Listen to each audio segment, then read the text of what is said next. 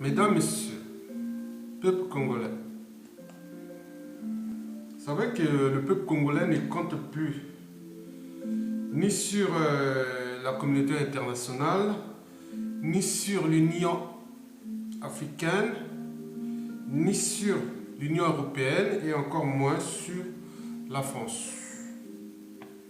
Je pense que ces partenaires qui furent nos partenaires travaillent aujourd'hui que pour le compte du dictateur. Ils ne travaillent plus pour le peuple. Sinon ça se saurait. Depuis l'évolution de cette crise humanitaire annoncée. Mesdames, Messieurs, on compte tout de même sur la communauté internationale pour informer l'opinion internationale de la crise majeure annoncée au Congo-Brazzaville.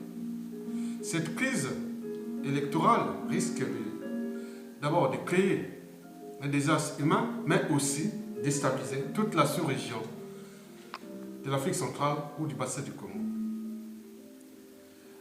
Mesdames, Messieurs, l'élection à huis clos du dictateur Denis Sassou Nguesso est déjà en route. Je vais vous expliquer pourquoi.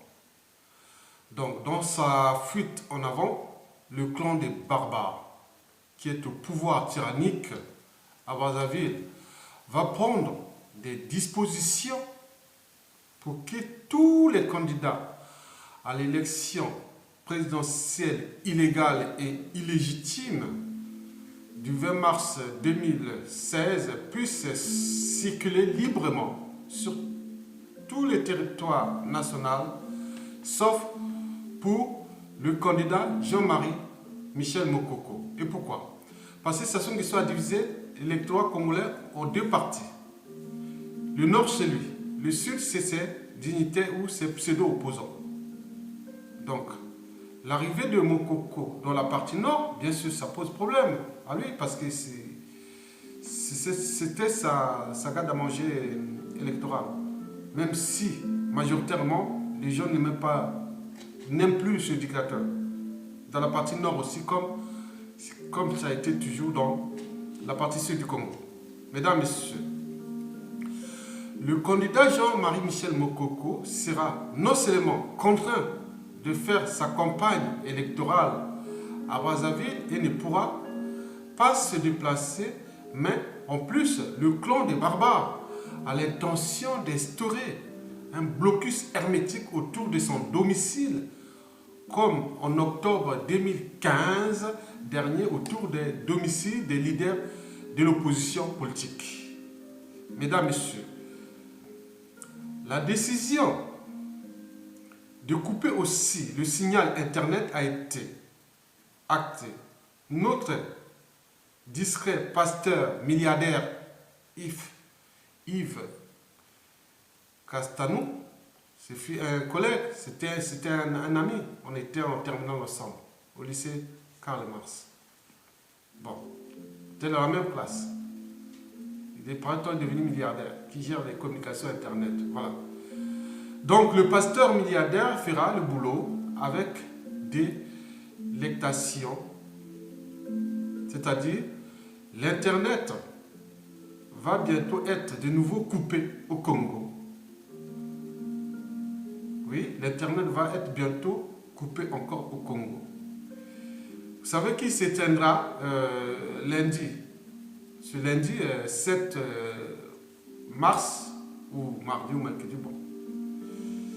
Une réunion avec tous les opérateurs économiques ou les opérateurs de téléphonie mobile qui seront accompagnés de leurs directeurs techniques afin de couper le Congo une fois de plus du reste du monde.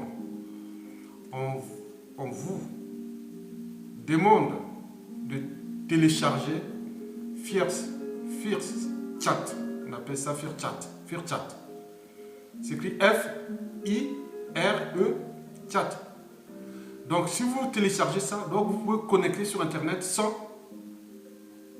téléphone, sans connecter c'est-à-dire partager des informations sur Internet.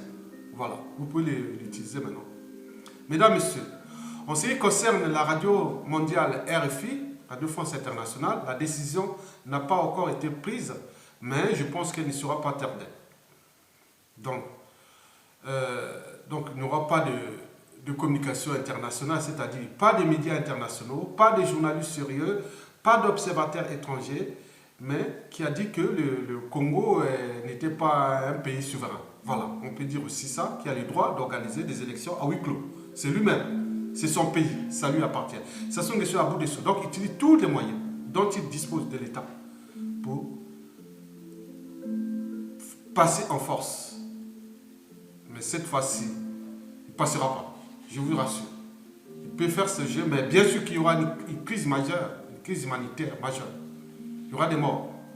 Parce que je vous ai dit, la chute d'un dictateur, dans 97% des cas, la chute d'un dictateur apporte toujours le chaos à son peuple.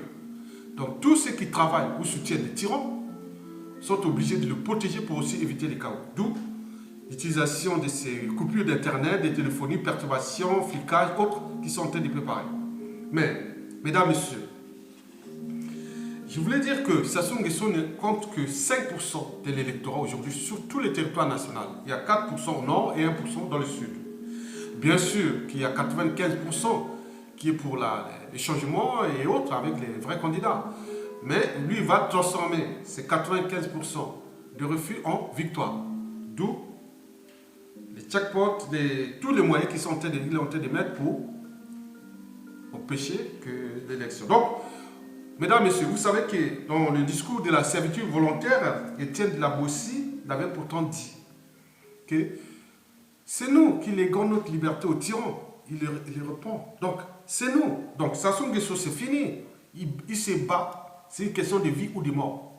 Il utilise tous les moyens pour ne pas être arrêté et amené soit à la CPI ou tout ce qu'il a. Donc, il vous utilise. Mais lui, il n'y a plus rien à perdre. Mais c'est vous qui les sert aujourd'hui. Vous êtes des soldats, vous êtes des agents de renseignement, vous êtes plein de... Voilà, les soldats surtout.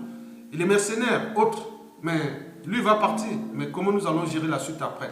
Mais je vous annonce que l'élection qui va se passer sera dans des conditions à la fois dures et passionnantes. Mais au final, le peuple va gagner.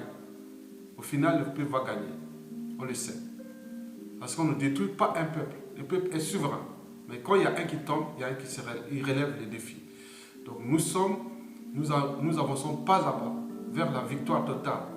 Mais les stratégies, on ne peut pas vous donner toutes les stratégies. Il y a des gens qui sont les stratèges. 95% de la population ne veut plus de ces barbares, de ces gens. Donc, restons dignes et souverains. Salut et à plus.